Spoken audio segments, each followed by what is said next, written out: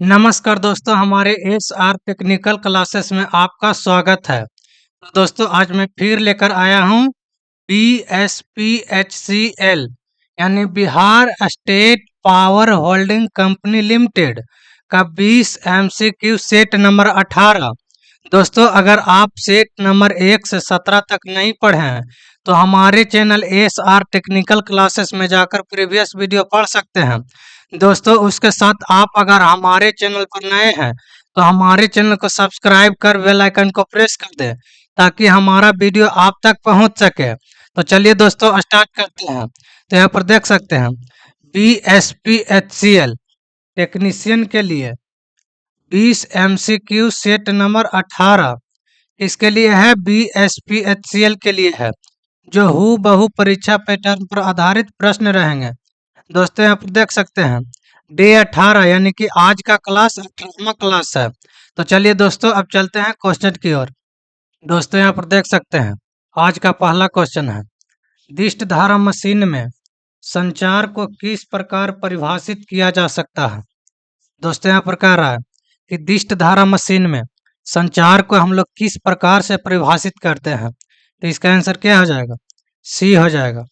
Brush द्वारा कुंडली के लघु पतन की अवधि के दौरान वह प्रक्रिया जिसके द्वारा कुंडली में धारा को व्युत्क्रमित किया जा सकता है।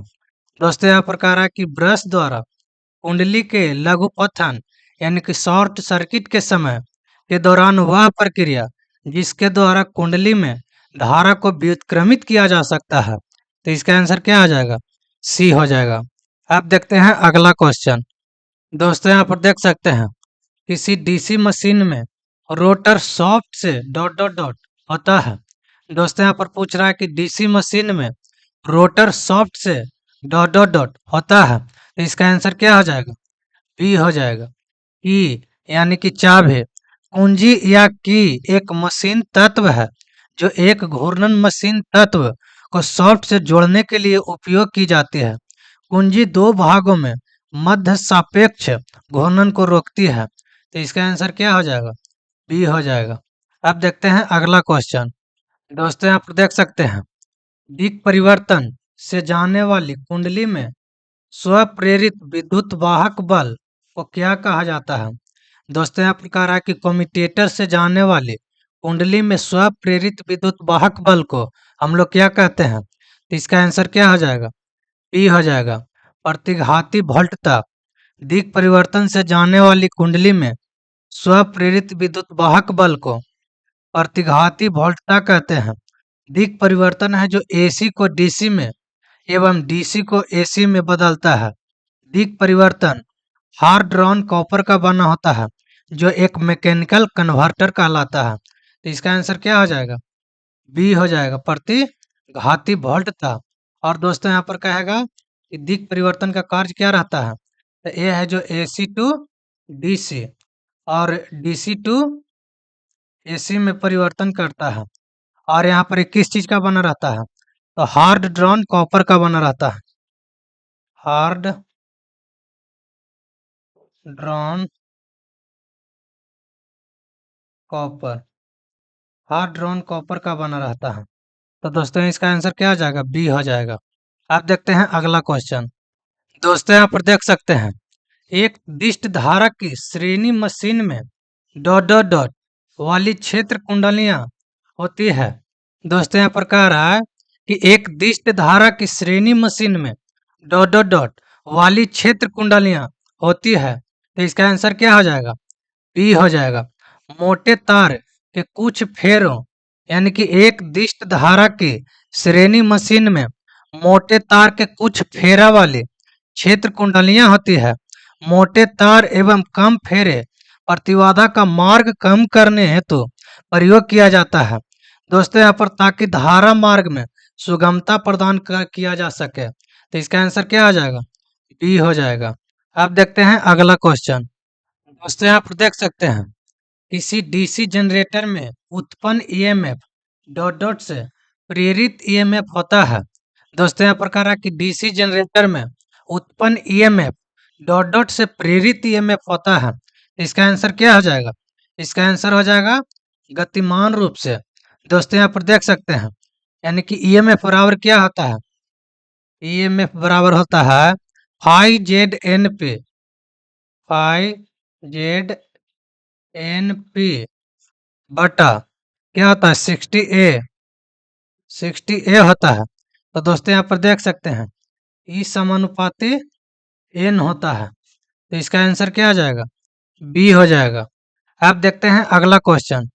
दोस्तों यहाँ पर देख सकते हैं लैप कुंडलित डीसी जनरेटर के लिए समानांतर पथों की संख्या किसके बराबर होती है?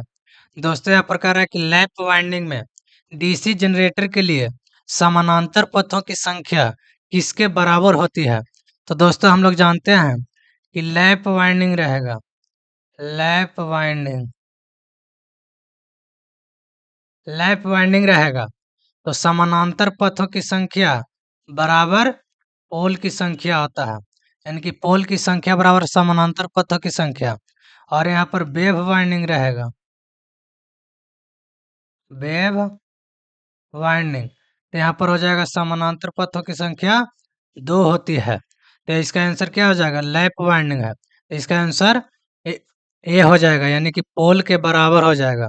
अब देखते हैं अगला क्वेश्चन। दोस्तों यहाँ पर देख सकते हैं यदि जेड आर्मेचर कंडक्टर की कुल संख्या और पी पोल की संख्या है तो किसी समानांतर पथ में आर्मेचर कंडक्टर की संख्या क्या होगी? दोस्तों यहाँ प्रकार है कि यदि जेड आर्मेचर कंडक्टर की कुल संख्या और पी पोल की संख्या है तो किसी समानांतर पथ में आर्मेचर कंडक्टर की संख्या क्या होगी? तो दोस्तों यदि जेड आर्मेचर कंडक्टर की कुल संख्या और पी पोल की संख्या हो तो समानांतर पथ में कंडक्टर की संख्या होता है जेड बटा पी। क्या होता है?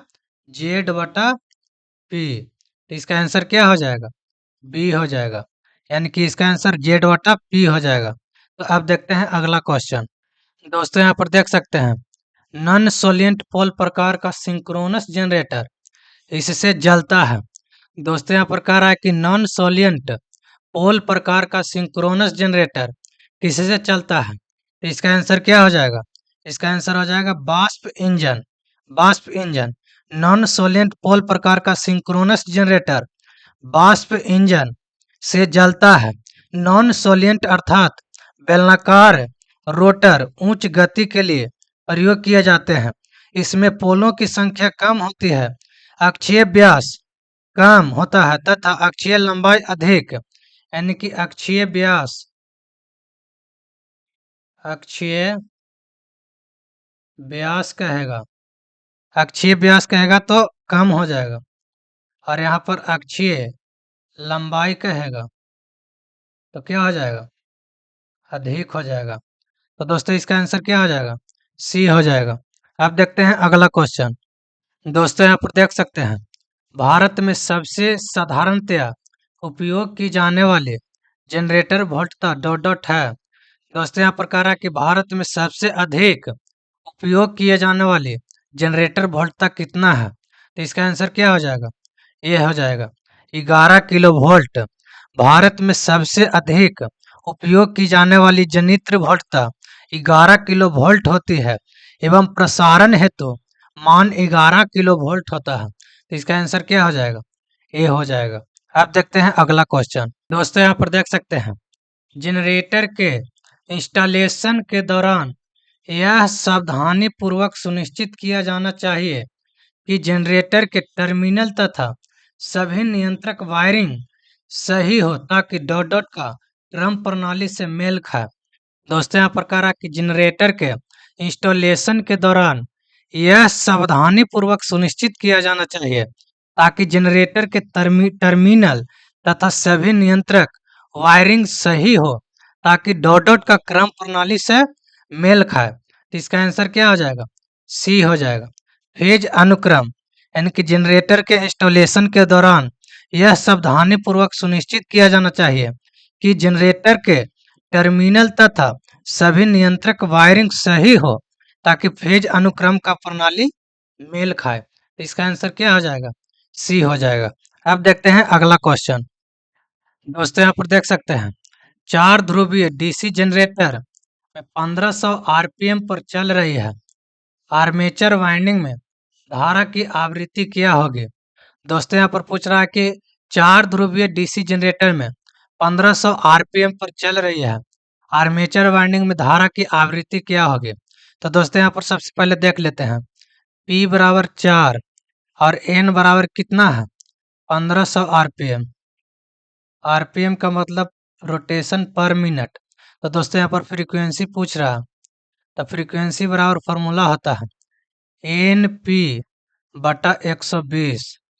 तो यहाँ पर एन का मान कितना है? 1500 गुना पी का मान है 4 बटा 120। दोस्तों यहाँ पर 1 शून्य से 1 शून्य कट गया, 4 तिया 12, 50 तिया 150, कितना आ गया?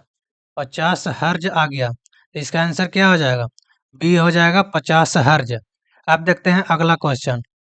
दोस्तों यहाँ पर देख सकते हैं 100 खांचों वाले और प्रति खांचा में 10 चालक युक्त 10 ध्रुव तरंग लेपित जनित्र को जब 1200 आरपीएम में परिचालित किया जाता है तो उत्पन्न विद्युत वाहक बल का परिकलन कीजिए। प्रति ध्रुव अभिवाह 0.01 वेबर है। दोस्तों यह प्रकार है कि 100 खांचों वाले और प्रति खांचा में 10 चालक युक्त है और 10 ध्रुव तरंग लेपित जनित्र को जब 1200 आरपीएम में परिचालित किया जाता है तो उत्पन्न विद्युत वाहक बल का परिकलन कीजिए। प्रति ध्रुव अभिवालन 0.01 वेबर है। तो दोस्तों यहाँ पर सबसे पहले देख लेते हैं कि क्या क्या दिया हुआ है। जेड बराबर कितना है? 100 दिया हुआ है और एक खांच प्रति खांचा में 10 चालक है, तो यहाँ पर 10 से गुना कर देंगे तो कितना हो जाएगा? 1000, यानी कि जेड बराबर 1000 दे दिया। अब यहाँ पर देखते हैं समानांतर पथों की संख्या। दोस्तों यहाँ प्रकार है कि तरंग लेपित यानी कि तरंग वाइंडिंग में समानांतर पथों की संख्या 2 होती है और यहाँ पर पी बराबर यानी कि पोल की संख्या कितना है? 10 ध्रुव दिया हुआ है, तो पोल की संख्या 10 हो गया। और दोस्तों यहाँ पर देख लेते हैं फ्लक्स बराबर यहाँ पर दिया हुआ है 0.01 और दोस्तों यहाँ पर देख लेते हैं एन का मान कितना दिया हुआ है? 1200 आरपीएम दिया हुआ है। तो दोस्तों अब हम लोग विद्युत वाहक बल देखते हैं। ई बराबर होता है, फॉर्मूला होता है एन पी यानी कि ई जनरेटर में ईएमएफ बराबर होता है एन पी जेड